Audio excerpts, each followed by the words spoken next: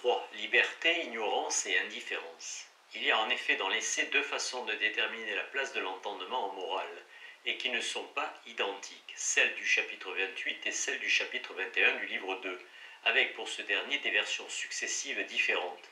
Mais avant d'en venir à ce qui distingue ces deux chapitres de l'essai, il faut d'abord noter la thèse qui leur est commune, et qui est la plus importante. La liberté est liée à l'entendement, comme elle était à la raison dans le traité. Mais dans l'essai, la liaison est épistémologique ou psychologique et non métaphysique. L'entendement permet de se déterminer dans une situation d'ignorance et par là rend libre. La question préjudicielle qui se pose à ce niveau est la suivante. L'ignorance où nous sommes est-elle indifférence? Et en ce cas, la liberté n'est-elle que cette liberté de second ordre, liberté d'indifférence? Problème classique depuis la philosophie médiévale, mais renouvelé dans le cadre de l'Église anglaise. On l'a dit au début de ce chapitre, je voudrais reprendre ici 4 étapes de la réflexion de Locke, parce que chacune va nous éclairer sur le statut épistémologique de la liberté. Locke prend position dans la controverse des adiophora. Il ne suffit pas de poser la question de la liberté individuelle à partir d'une croyance en un second covenant qui illuminerait chaque individu et le rendrait immédiatement libre. Il ne suffit pas non plus de concéder au pouvoir politique dans l'intérêt de la paix un droit de décision en matière liturgique. Dès les Tracts on Government, les questions indifférentes ne peuvent être réglées que par référence à ce qui serait simultanément objectif et libre. Plus objectif que la conscience, plus libre que le dogmatisme d'une Église, sous l'influence de facteurs que le biographe déterminera, parmi lesquels on trouvera certainement la pratique du pouvoir et de la médecine aux côtés de Shaftesbury. La solution s'inverse, mais les déterminantes demeurent d'ordre épistémologique. La réflexion sur l'ignorance issue de la pratique scientifique est utilisée en matière morale, selon un schéma de pensée maintenant familier, puisque nous l'avons perçu à l'œuvre dans la distinction entre substance et mode mixte. Un important échange de lettres avec un correspondant rendu exagérément scrupuleux par les obligations religieuses est évocateur, en ce qu'il fait passer son lecteur de la notion théologique hétéronome d'indifférence, source des scrupules, à la notion épistémologique et autonome d'ignorance. D'abord, l'indifférence est source de liberté, c'est-à-dire d'autodétermination. L'homme n'est pas totalement lié par la loi, et quand la loi divine se tait, la loi positive ne prend pas nécessairement le relais. En ce qui n'est pas absolument commandé ou interdit, Dieu, dans sa miséricorde, a considéré notre ignorance et notre frêle constitution, et ne nous a pas liés de façon catégorique à un point indivisible, à une voie si étroite qu'elle n'autorise aucune latitude. Et en ce qui est par soi indifférent, il y a liberté d'un choix large, de nombreuses possibilités dans les limites de l'innocence. Puisque le concept d'ignorance remplace celui d'indifférence, la détermination vient de l'entendement et non plus d'une liste objective fournie par le religieux ou le politique. On perçoit soi-même ce que l'on connaît, et dans cette mesure, on est déterminé, mais de façon autonome. Pour le reste, l'homme est dans une situation moyenne, state of mediocrity. Il n'y en est pas entièrement déterminé, car ce qu'il connaît est très réduit, mais il peut savoir par lui-même quelles sont les limites de son ignorance et celles de sa connaissance. Je reconnais que notre devoir est parfois tellement évident que les règles et les circonstances déterminent à ce point l'acte à poser qu'il ne reste aucune latitude et que rien d'autre ne doit se produire à sa place. Mais à mon sens, cela arrive rarement. Pour le moins, cela n'arrive pas, je peux le dire, en toute certitude, dans la plus grande partie des actions de notre vie pour lesquelles Dieu, à mon avis, considérant dans son infinie bonté, notre ignorance et notre fragilité nous a laissé une grande liberté. Par le plan divin, liberté et ignorance sont liées, mais aussi ignorance, limite de l'entendement et formalisme de l'intention. La raison ne peut constamment peser le pour et le contre parmi les multiples bléins qui se présentent à elle, et s'il fallait lors de chaque délibération découvrir l'acte parfait à accomplir, l'homme serait à la fois voué au péché et totalement déterminé. Il suffit donc que l'intention soit droite, comme en témoigne la recherche de l'acte le meilleur. Je ne peux pas imaginer que Dieu, qui a de la compassion et sait comment nous sommes faits, ait soumis le pauvre homme, ou même le meilleur des hommes, ceux qui le cherchent avec sincérité et franchise à la nécessité absolue de pécher constamment contre lui. Cette conception découlerait nécessairement de ce qu'aucune latitude ne soit laissée dans les événements de la vie. Car selon cette supposition, le meilleur reste toujours à faire, et comme il est unique, il est presque impossible de savoir lequel il est. Cette latitude accordée à l'homme n'est donc pas liée à la pureté subjective d'une conscience droite, comme le croyaient les puritains, mais à la recherche objective de la vérité par l'entendement et à l'ignorance présupposée par cette recherche. Ensuite, à celui qui se sert de l'entendement, tout acte est compté comme juste, même si la source de la justice demeure subjective. La raison éclairée remplace la conscience immédiate. La liberté formelle que développera la philosophie kantienne résulte ici manifestement de la transformation en raison de la conscience puritaine. Cette latitude, par ailleurs, n'est pas identique à la liberté engendrée par la loi que définit le second traité, mais elle n'est pas non plus contradictoire avec elle. Des deux côtés, en effet, il revient à l'individu par son entendement de découvrir cette loi et de se l'approprier. Il y a liberté parce qu'il y a entendement. Enfin, l'appel à Dieu qui corrobore l'expérience humaine a pour fonction de remettre toute décision aux capacités de la raison. Cet appel annule paradoxalement la nécessité de toute référence théologique. La bonté de Dieu sert à confirmer que l'expérience de la décision suffit à assurer la liberté. La liberté existe en fait, donc il y a des matières indifférentes dont la raison est seul juge. Il y a liberté en matière indifférente, théologiquement et empiriquement attestée par l'ignorance où nous sommes, et non liberté d'indifférence. Cette liberté s'atteste dans l'expérience de la décision où l'entendement se ressent indemne de toute contrainte dans la détermination du choix. Dans les tracts on government et la correspondance avec Grenville ont été mis en place les concepts fondamentaux d'ignorance et de médiocrité au milieu de l'échelle des êtres, de la nature humaine. Une troisième série de textes situe les rapports entre indifférence, ignorance, liberté et entendement. Une fois de plus, une question théologique est à l'origine de l'approfondissement. L'arminianisme atténuait le calvinisme sur le point essentiel de la prédestination. L'arminianisme atténuait le calvinisme sur le point essentiel de la prédestination. Or, la solution de Locke ne rejoint pas la solution arminienne, bien que Locke ait travaillé de nombreuses fois avec des arminiens qui l'hébergeaient durant son exil hollandais, d'où un échange de lettres fort instructif.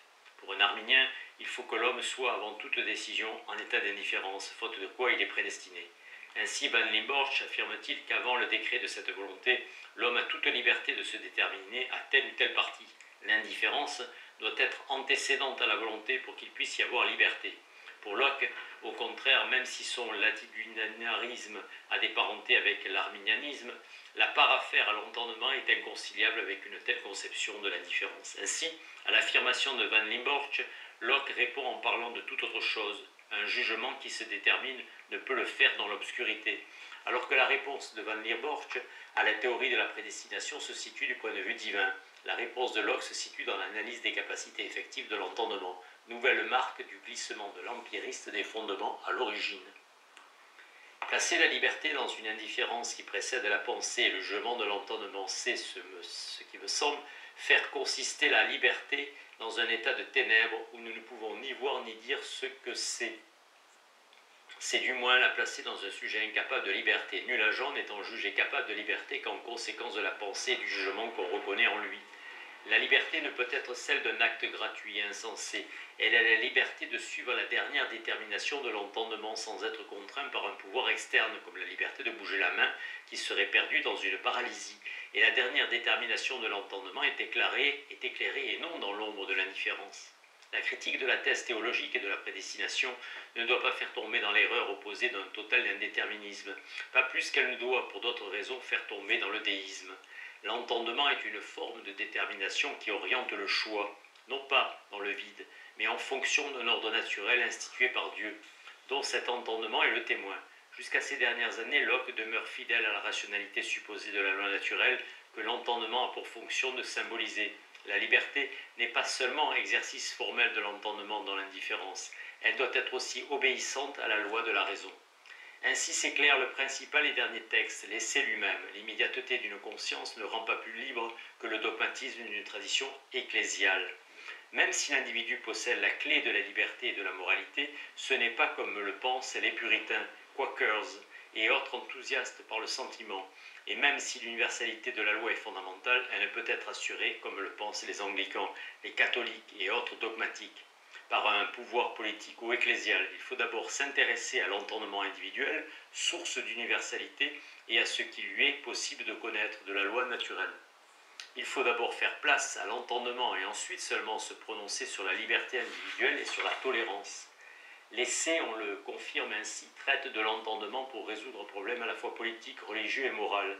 inversant les positions les plus en vue, position qu'il a lui-même soutenue dans ses premiers tracts. Puisque c'est indifférent, il est de la responsabilité du pouvoir politique de légiférer en la matière, afin d'assurer la paix sociale.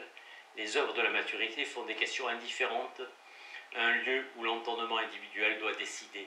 L'essai et l'élaboration d'une épistémologie adaptée à un monde de médiocrité, où ni le dogmatisme naturaliste n'est possible, ni nécessaire le désespoir fidéiste du calvinisme.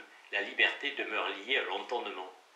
Si le ton a changé par rapport au traité, c'est que Locke se situe dans cet ouvrage avant la connaissance de la loi naturelle, dans une mise en doute méthodique de toute loi. Si le ton change, c'est aussi parce que désormais il s'intéresse plus à l'individu qu'au pouvoir. Alors que dans le traité, la raison était condition de liberté, parce qu'elle était par hypothèse l'expression d'une loi donnée d'emblée. Dans l'essai, l'entendement individuel fonctionne hors de la sphère de la loi naturelle, antérieurement à l'existence subjective de toute loi, là où il y a, théoriquement au moins, ignorance. Dans l'essai, la connaissance de la loi naturelle n'est plus ici donnée comme une évidence. On se situe au contraire avant la connaissance de toute loi, pour analyser les conditions de sa découverte. Et dans ce processus, on avance sans distinguer d'abord ce qui est loi divine et ce qui est loi humaine. On acquiert des concepts moraux et on les constitue en système moral, où on ne les compare à telle loi préexistante qu'ensuite, processus de composition dont on a déjà vu d'autres illustrations à propos des idées innées. L'entendement est source de liberté. Il intervient là où il n'y a pas encore de loi positive ou parce qu'il fait échapper à la loi du désir. Au moment où l'individu ignore quel est le bien véritable, l'entendement est source de détermination et donc de loi. L'entendement est même ce qui permet la mise en doute des lois existantes. L'orgueil de celui qui se croit apte à tout connaître est la source de tous les asservissements. L'entendement libère ce qui a de l'apparence de loi. Cette ignorance n'est donc que le revers du refus de l'immédiat. Elle est liberté en matière indifférente, mais non liberté d'indifférence. Le refus de l'innéité et la démonstration qui en résulte se prolongent donc en agnosticisme et en dépendance de la seule raison individuelle dans les domaines indifférents, ceux qui sont recensés comme tels par la religion officielle, ceux qui sont tels parce qu'ils dépendent des circonstances, ceux qui sont tels parce que Dieu n'a pas décidé par avance de tout bien. Le refus des vérités éternelles, encore une fois, implique le refus parallèle d'un bien en soi, mais ne nous fait pas tomber dans l'indifférence. Dieu assure la liberté de l'homme de deux manières différentes où l'entendement intervient de façon contradictoire. La première, c'est la probabilité qui caractérise les questions les plus importantes, celles que les théologiens proches de la Royal Society attribuent à la certitude morale. Délimiter la connaissance, knowledge, reconnaître qu'elle se limite à des champs très restreints, reconnaître que nous n'atteignons que fort rarement le niveau de la science, c'est laisser place à d'autres formes de savoir, dont la probabilité. Mais ce qui est probable ne doit pas moins que le reste être jugé par la raison individuelle sous, nous le savons déjà. Et la raison individuelle s'oppose à la raison d'État incarnée dans le pouvoir politique, religieux. L'absence de connaissance, knowledge, renvoie à la raison individuelle et laisse à l'individu toute liberté par rapport au pouvoir politique qui ne peut imposer que ce qui est évident et nécessaire à la vie sociale. Toute liberté aussi par rapport aux églises qui doivent limiter le dogme et la pratique liturgique et morale à ce minimum nécessaire que traque à longueur de page reasonableness. L'autre moyen fourni par la bonté divine est cette loi de la foi que donne la révélation attestée par son caractère raisonnable et qui assure que si la loi des œuvres est appliquée, la foi sauvera l'homme sincère. Ainsi, le formalisme de l'intention est-il assuré par la foi raisonnable et avec lui la liberté, mais toujours sous la responsabilité de l'entendement. Difficile équilibre entre l'ignorance et l'objectivité de la loi, entre le formalisme et la permanence de la raison. Difficile équilibre qui témoigne d'une pensée respectueuse du mystère divin que Locke reconnaît ne pouvoir penser. 4. Relation de rectitude et motivation. L'entendement a une place fondamentale en morale. La thèse est commune à tous les textes, mais le mode d'intervention de l'entendement varie. Sur ce point, non seulement le traité et l'essai divergent, mais aussi les diverses rédactions de l'essai. J'ai déjà dit quelle était l'évolution à travers les 3 brouillons de l'essai en traitant de la question parallèle de la démonstration du contenu ou de la contrainte. Et je me contenterai donc de reprendre brièvement ce que nous concerne ici avant de mettre en évidence la double présentation de l'essai, selon la topique de la rectitude et selon la topique de la motivation. Dans le draft A, le jugement moral est un jugement de mise en relation parallèle à la mise en relation des substances. Le niveau moral est atteint lorsque le fait est mis en relation avec un énoncé ayant la forme d'une règle définissant le bien moral. la rectitude et la conformité de l'action à la règle, et c'est sur la façon de constituer correctement un jugement de rectitude que porte l'essentiel du draft. C'est seulement ensuite que vient la question de la bonne règle, avec la démonstration de l'existence du vrai législateur. L'intervention de l'entendement individuel est facile à déterminer, elle est dans la mise en relation de l'acte et de la loi. Dans le draft B, on le sait, débute le débordement du premier point de vue, le jugement de rectitude par un autre, l'obligation issue de l'existence de Dieu. L'entendement n'est plus seulement au service d'un jugement de rectitude, il intervient également dans la constitution des relations que sont les termes moraux et la démonstration de l'obligation. Cette évolution aboutit à la difficile interprétation de l'essai que Locke semble découvrir par les critiques qui lui sont faites, interprétation qu'il tente de préciser dans ses notes personnelles, 3 ans après la publication de l'essai. Volonté. Ce qui a fort trompé les gens à propos de la volonté et de sa détermination, c'est l'erreur sur la notion de rectitude morale et le fait de l'appeler le bon moral. Le plaisir pris à une action comme ou attendu comme conséquence est un bon interne capable de mouvoir la volonté. La rectitude morale en elle-même n'est pas le bon ou le mauvais et ne meut pas la volonté, sauf quand le plaisir et la peine accompagnent l'action même ou en sont une conséquence estimée. Ce que les punitions et les récompenses que Dieu a annexées à la rectitude ou à la perversité morale comme des mobiles adaptés à la volonté rendent évident. Car punition et récompense seraient inutiles si la rectitude morale était en elle-même le bon et la perversité morale le mauvais. Ce que l'essai n'énonçait qu'implicitement et que cette note explicite, c'est la différence des deux niveaux que Locke a successivement abordés. Un jugement de rectitude d'abord qui est d'emblée de niveau moral en ce qu'il est mis en relation de l'acte avec la loi morale. Le jugement de rectitude idéal est celui qui évalue à partir de la vraie loi, la loi naturelle. Nous en avons parlé à propos de la démonstration comme mise en relation. Ensuite, un déterminisme qui n'est pas moral mais peut par la contrainte qu'il exerce mener au niveau moral. Insistons pour souligner la spécificité du vocabulaire de Locke qui distingue vérité et affectivité, rectitude et motivation. En rigueur de termes, la loi morale n'est pas bonne car le bon est ce qui plaît et le plaisir n'est pas de soi moral. Le plaisir n'est moral que parce que Dieu a conventionnellement lié rectitude, morale ou bien et bon ou plaisant. Et n'ayant pas de terme correspondant au français bien, voulant surtout faire de la volonté un déterminisme. Locke réserve bon à ce qui détermine l'affectivité. Du fait même, le bien est réduit à la mise en relation vidée par essence de tout affect, mise en relation à laquelle peut être surajouté le plaisir. Comment justifier alors l'empirisme moral? Comment justifier que l'observation du jeu des plaisirs permette de remonter inductivement à la loi naturelle? Par cette suraddition divine du bon au bien, malgré son amoralité intrinsèque, malgré aussi son besoin d'être redressé par la raison, le bon est accordé à la moralité. L'origine de la vie morale peut servir à dévoiler le fondement. Ce qui vaut statistiquement dans le domaine social, les gens dans leur façon de nommer leurs actions ne varient pas énormément de la loi naturelle. Les coutumes humaines et la pression de la réputation s'harmonisent la plupart du temps avec la loi naturelle.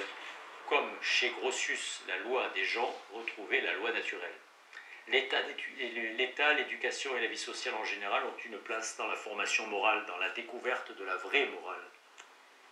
Ce qui était vrai donc du déterminisme social l'est aussi du déterminisme individuel. Le plaisir et la douleur font accéder à la moralité effective et la démarche inductive des plaisirs sensibles aux plaisirs procurés par le vrai bien et par là justifiés. La suraddition divine vient expliquer le lien entre les deux niveaux hétérogènes, rectitude et motivation. La cohérence de l'empirisme de Locke ne fait donc pas problème, à condition d'accepter cette référence au Deus ex machina.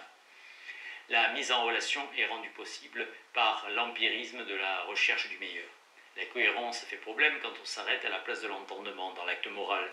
Autant il est facile de dire en général que l'acte moral est libre, parce qu'il est l'œuvre de la raison qui met en relation loi et acte. Autant il est malaisé de faire intervenir de façon particulière l'entendement dans telle détermination volontaire. Comment parler d'entendement et de liberté quand on aborde la description de l'exercice de l'obligation morale? C'est ce problème parallèle à la démonstration de l'obligation dans le chapitre précédent dont il faut traiter maintenant. Il y a en effet l'acte moral que si l'entendement intervient, et il faut lui faire place dans le déterminisme de la motivation. Cette présence de l'entendement était assurée tant que la rectitude était, comme dans les essais sur la loi de nature ou dans le draft A, la question centrale de la morale. La découverte du bien véritable était l'œuvre de la raison et suffisait apparemment à motiver, bien que la question ne fût pas posée comme telle. Mais une fois établie sous l'influence de l'empirisme croissant, la distinction entre rectitude et motivation, quelle est la place de l'entendement dans la moralité effective? Telle est la question à laquelle Locke est confronté dans les éditions successives de l'essai. Question qui n'est pas neuve dans l'histoire de la pensée. La difficulté et l'intérêt de la solution de Locke est qu'il tente de l'élaborer dans un contexte agnostique, nominaliste. Pour évaluer la réponse de Locke, suivons l'évolution des textes à travers les diverses éditions de l'essai. Dans la première édition, la relation de rectitude est située au chapitre 28 du livre 2.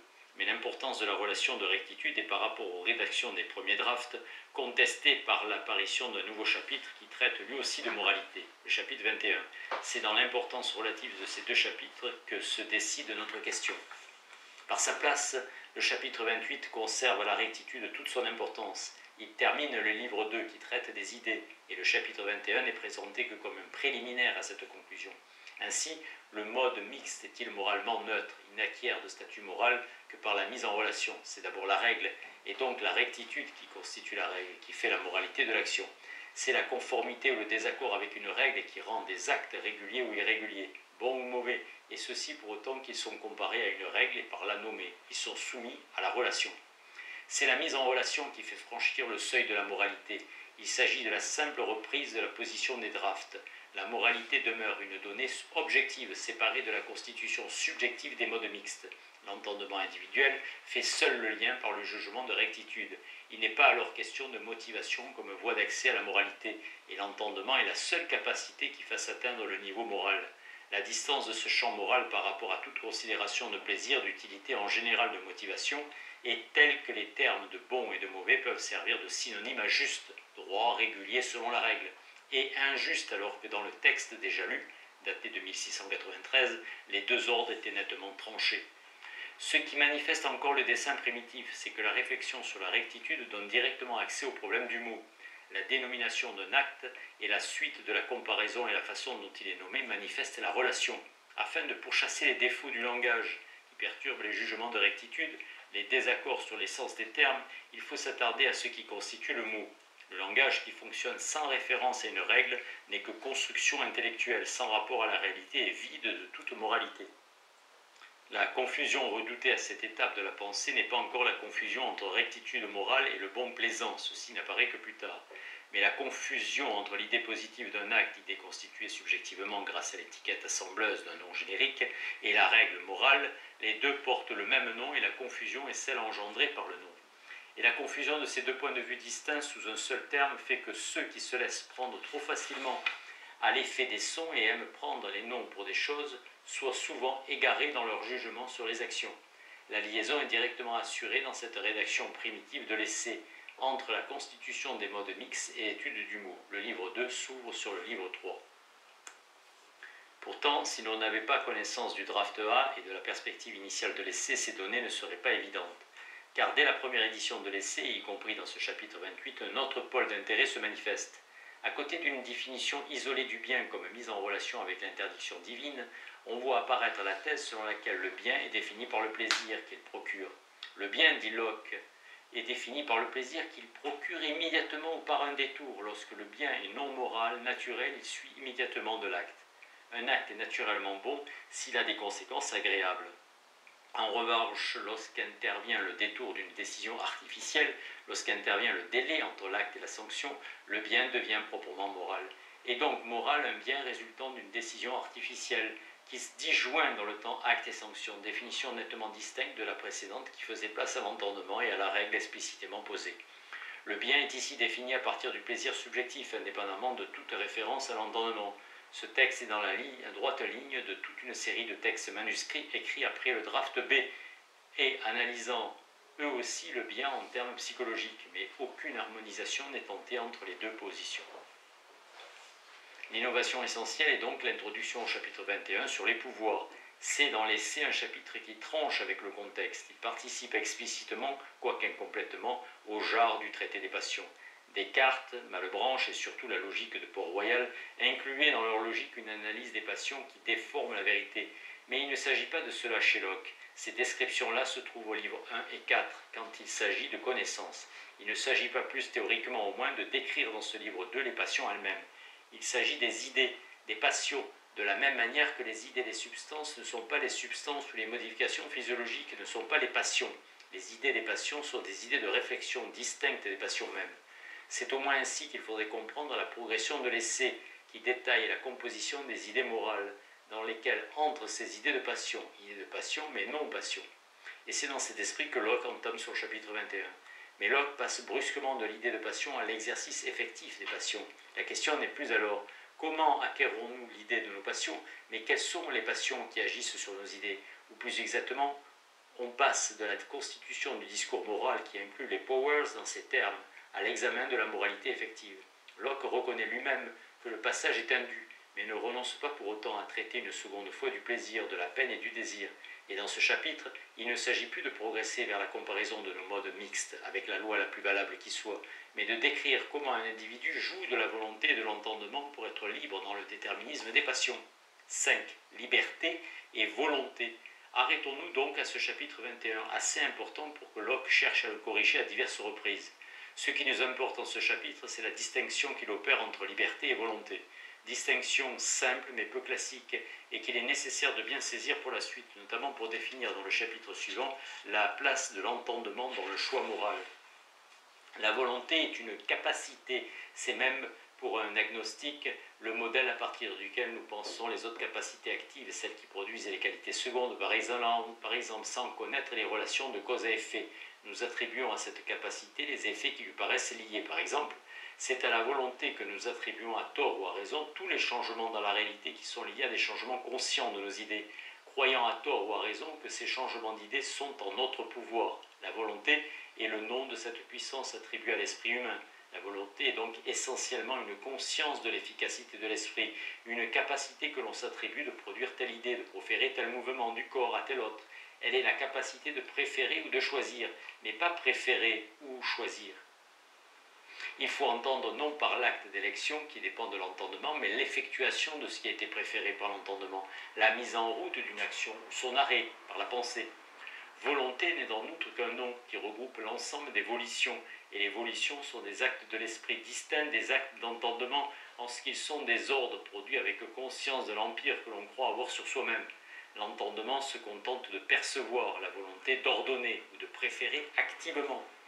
Enfin, ces distinctions entre entendement et volonté ne sont pas aussi nettes qu'il paraît, car c'est une même personne qui comprend et qui veut, non des capacités effectivement distinctes. Une grande part de la difficulté de ces passages de l'essai tient à ces exigences contradictoires. Éviter les instances mises en place par la scolastique, instances complexes et ad hoc, et résoudre les apories théologiques qui ont produit ces instances. Hume n'a pas tort d'affirmer à propos d'un autre sujet, Linné, que la scolastique conduit Locke à de nombreuses dissections linguistiques, presque aussi complexes que celles qu'il veut remplacer. Pour voir clair dans ces rapports difficiles de la liberté et de la volonté, examinons-les successivement sous 3 points de vue différents. À un premier niveau, liberté et volonté doivent être fermement distinguées. C'est ce qui paraît à travers les critiques contre l'école. Volonté et liberté ne sont pas des substances, mais de simples abstractions, des modes à des individus.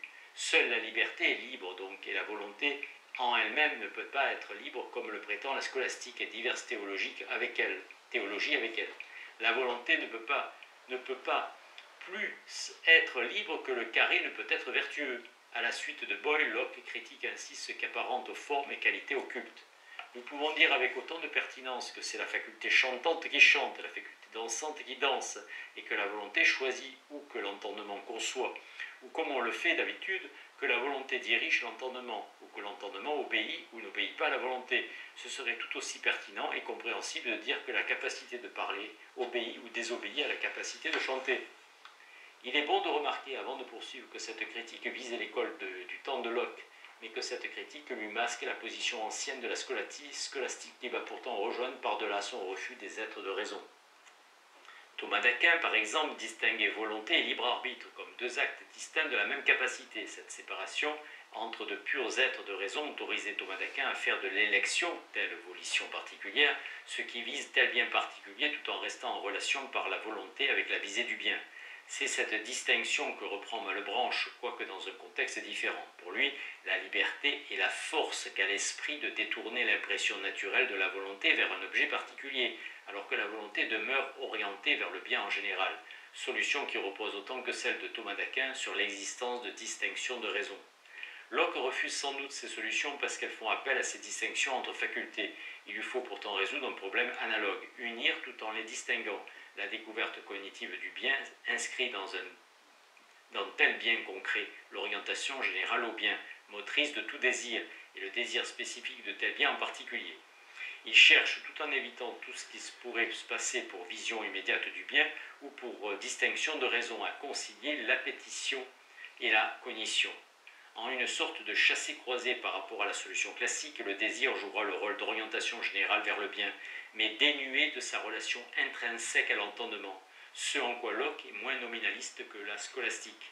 Et la volonté aura en charge l'ordination à tel acte particulier par suppression de la distinction entre volonté générale et volition particulière.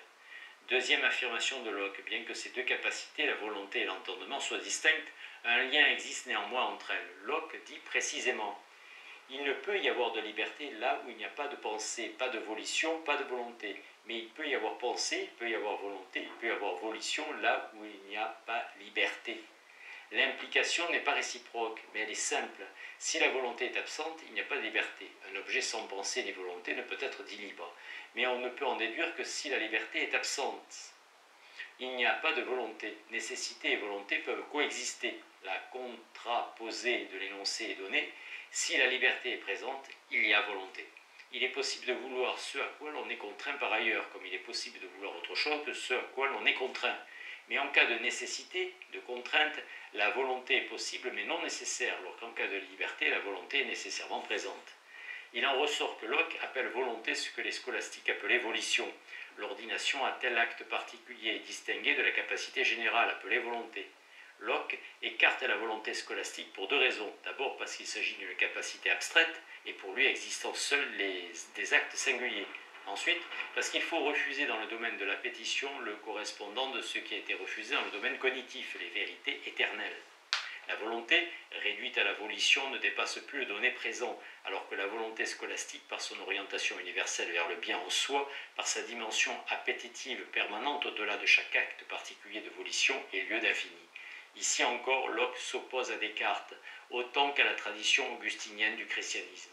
La tendance générale au bien, que la scolastique attribue à la volonté proprement dite, reste donc centiculaire, et ce vide explique la mise en mouvement des corrections à l'occasion des éditions ultérieures.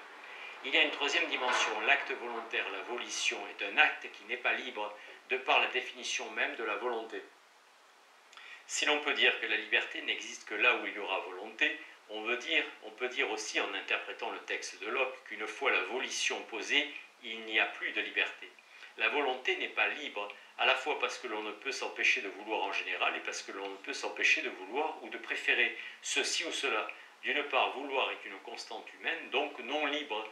D'autre part, telle volition résulte d'un choix, mais ne s'identifie pas avec l'acte libre de choisir. Elle est préférence, dit Locke.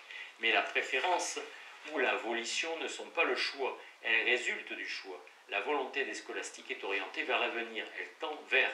La volonté de Locke est fruit du passé, elle est mise en œuvre d'une élection déjà faite. La volonté est, en ce sens, absolument nécessité. Vouloir, c'est-à-dire préférer l'un à l'autre, et ce qui s'ensuit par le choix et la détermination de l'esprit, c'est-à-dire par le fait que l'esprit le veuille. Comprenez, le choix de l'esprit, antérieur à l'acte de volonté, procède en volition, c'est-à-dire en détermination à l'action de l'esprit, ce qui est proprement la volition. La volonté, ainsi définie, Locke présente une argumentation séduisante. Il faut refuser de fonder la volonté-évolution sur la liberté, car on ne ferait alors que reculer l'explication d'un échelon dans la succession des actes. Il restera toujours à lier l'acte par un déterminisme. Expliquer une volition par une liberté antérieure serait dire que l'on veut par une volonté antécédente vouloir ceci et ainsi de suite à l'infini. La liberté ne peut intervenir dans l'ordre de la détermination. Expliquer une volition par la liberté serait l'expliquer par ce qui a à soi-même besoin d'une détermination, une volonté, une préférence. Sur le continent, Coste a bien conscience, quand il traduit par le français volonté, de contrevenir au sens traditionnel du terme, et il éprouve le besoin de dire en note de sa traduction que le terme est propre à Locke. Collins retiendra cette interprétation et la développera, l'action dépendant de la volition, de la volonté au sens que Locke et Collins donnent à ce terme. Su parfaitement de la détermination et de la préférence. 2 égale opéré par cette volition selon l'expression même de Locke, de façon plus conséquente que Locke, Collins ira jusqu'à nier la liberté même. Y croire serait ignorer ce qui nous meut et refuser que toute action est une cause. Ce serait aussi nier la préscience divine et rendre impossible la morale qui joue de la récompense et de la peine. Si la volonté est à la fois déterminée et détermination de l'agir, la liberté n'est pas pour autant son opposé, l'indétermination. La liberté n'est pas dans le choix, mais dans l'absence d'obstacles extérieurs. La liberté, c'est non l'indifférence, mais l'autonomie, comme je l'ai suggéré à partir de l'examen de l'ignorance. Et à ce niveau où l'on pose la question de la liberté, la volonté ne peut entrer en compte. Poser la question de l'autonomie, c'est se référer à la personne entière. Poser la question de la volonté, c'est se référer au mécanisme interne qui constitue cette liberté possible. Dans un cas particulier, on ne peut en même temps poser la question du mécanisme et celle de la liberté. Pour cette raison-là aussi, volonté libre est un non-sens. Ainsi, le sens attribué au terme de volonté implique la distinction nette de deux champs d'exercice, celui de la volonté et celui de la liberté. Son refus des distinctions de raison, son refus du parallèle affectif des vérités éternelles, l'entraîne à poser comme réellement distincts ceux qui n'étaient qu'aspects différents de l'acte particulier. Mais dans la mesure où la liberté implique l'entendement, cette exclusion réciproque de la volonté et de la liberté devrait entraîner également l'exclusion mutuelle de la volonté et de l'entendement, ce qui exige que nous cernions de plus près notre question, celle de la place de l'entendement dans l'acte moral. Ces quelques remarques ont cependant permis de préciser dans quelles conditions très particulières était abordée la réflexion sur la place de l'entendement dans la motivation morale. Entre la démonstration de la loi naturelle et l'induction remontant du plaisir à l'obligation, entre la constitution du jugement de rectitude et la recherche de la motivation, entre la composition du mode mixte à partir des idées des capacités et l'analyse du fonctionnement de ces capacités mêmes. Il est fait une place au jeu de l'entendement, entre la volonté et la liberté. De ces appartenances multiples, l'analyse conservera des traces. C'est à démêler cet écheveau que sera consacré l'ultime chapitre.